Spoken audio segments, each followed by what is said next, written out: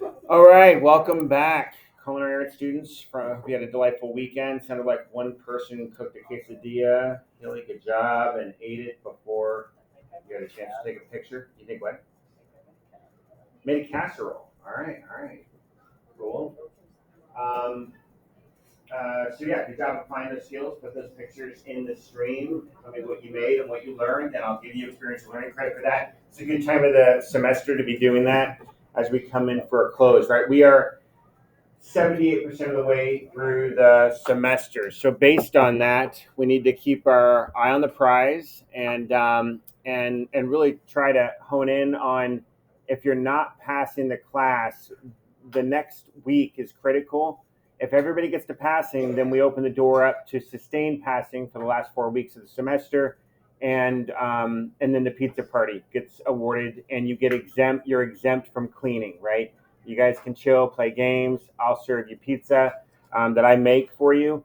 I would love to see a class complete that. We are really close in lab number one. Two people, we want to lean into it, but we're close. And then lab number two, pretty close too, but definitely maybe a little more of a challenge with the points. But so I just want to encourage everybody to engage the learning opportunities in the class, and again, that deadline. Disregard the deadline on the screen, but we do have a deadline coming up. So the hard deadline for this semester to submit final learning is the 10th of January. Okay, so I will accept all learning up to the 10th of January. I'll start communicating that out. So the 10th of January is literally the end of the semester. And actually, I will do it January 12th at 11:59 p.m.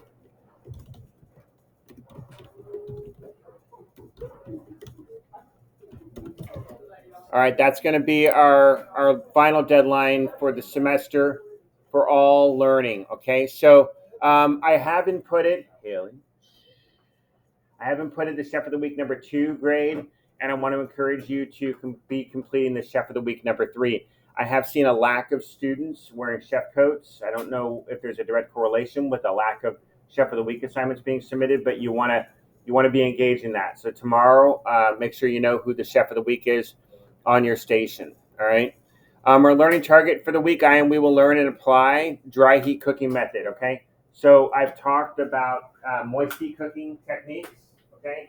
And now we're talking about dry heat. I did a lecture on moist heat, which also overlaps the lecture for dry heat. So I'll do a review of that. It's just basically the conversation is around different muscles on the animal, okay, and how that relates to the cooking technique. So before we were dealing with the rib portion of the animals that are dry heat, or that are moist. I'm sorry, the butt and the top round and the shoulder area of the animal, which are moist heat, and now we're dealing with the rib portion of the animal, which is dry heat. Okay, and so we'll be talking briefly about that today.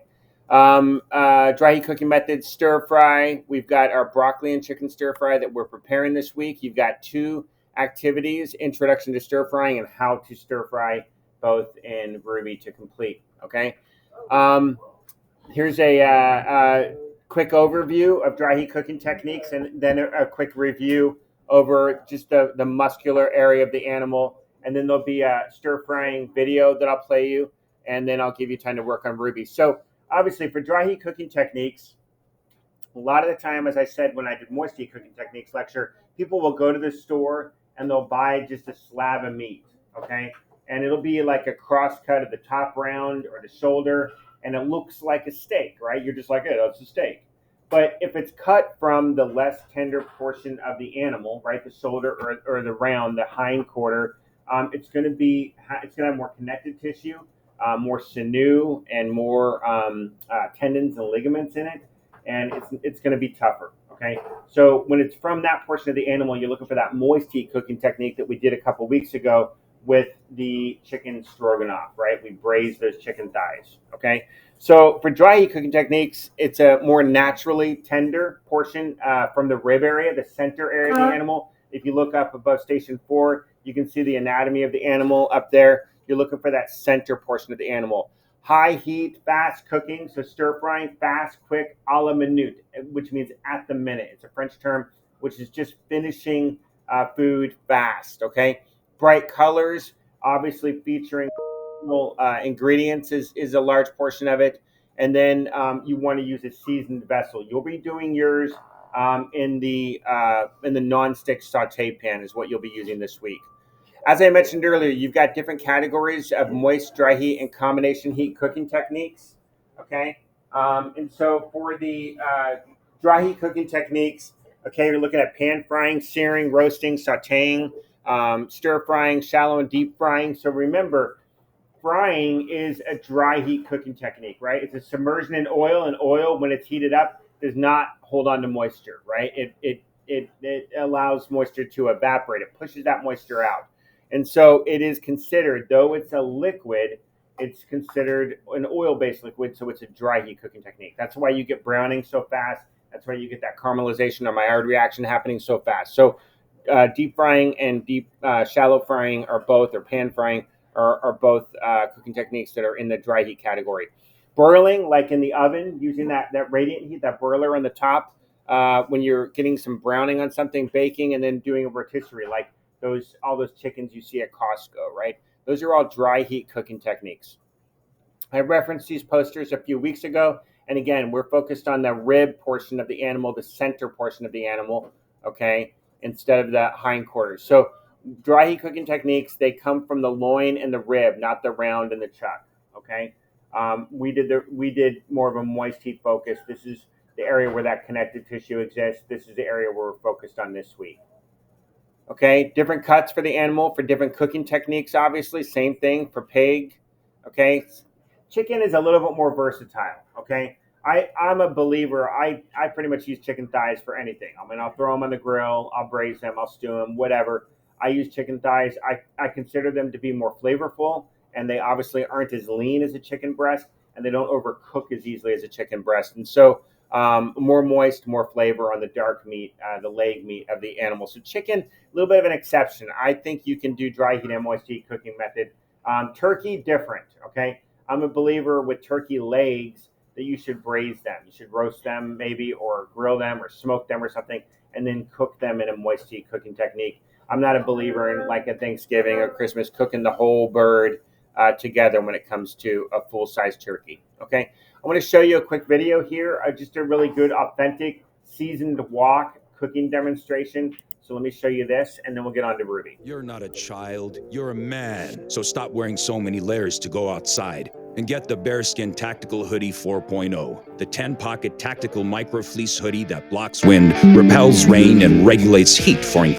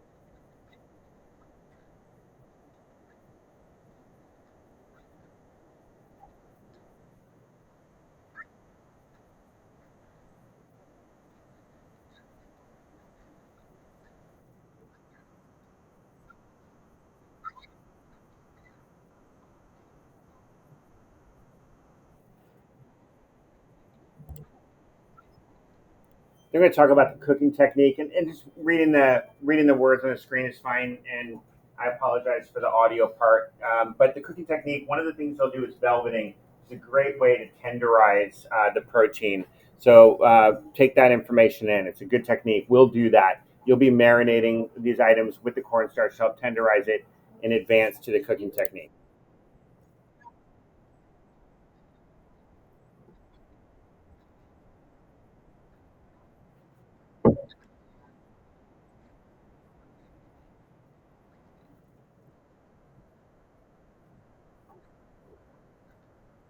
You're going to be doing ginger this week, and that's what you do. It's a very fibrous root, okay? All you do is scrape the skin off, the paper skin, with a spoon, so you can get around the curves of the ginger, and then you'll do a fine chopping on it, mincing on it, just like you do with garlic, okay?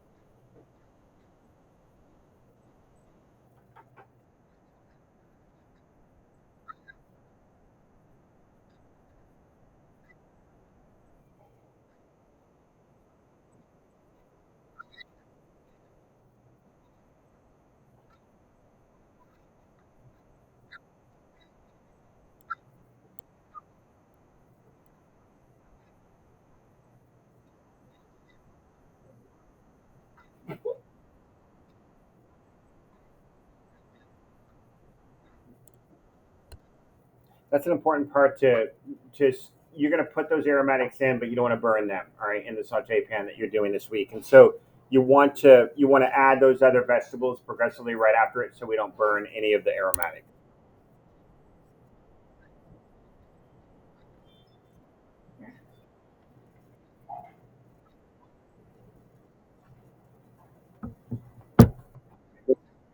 Stir fry.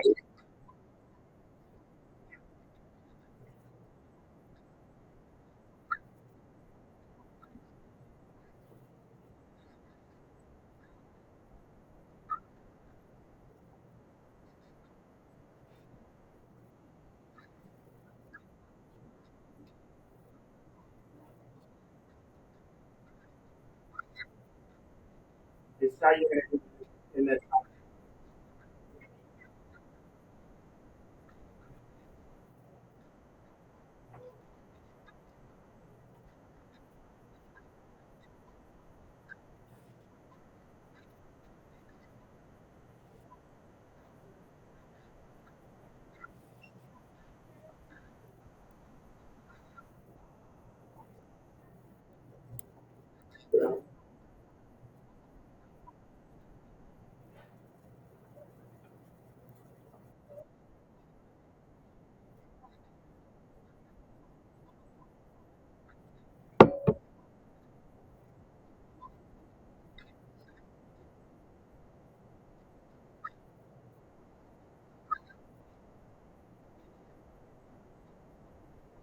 This is the technique.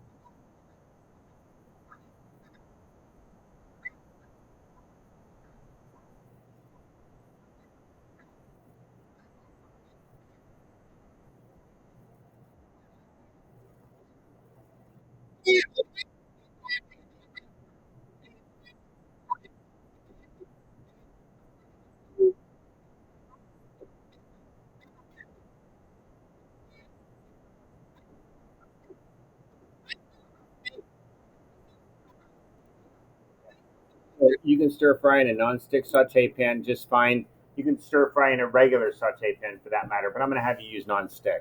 Okay. All right. So with that, I'm going to go ahead and release you. I'll put a timer on the screen for the amount of time we have remaining for class, and I'll release you to work on your 2 Ruby activities and anything else that you need to submit for last week.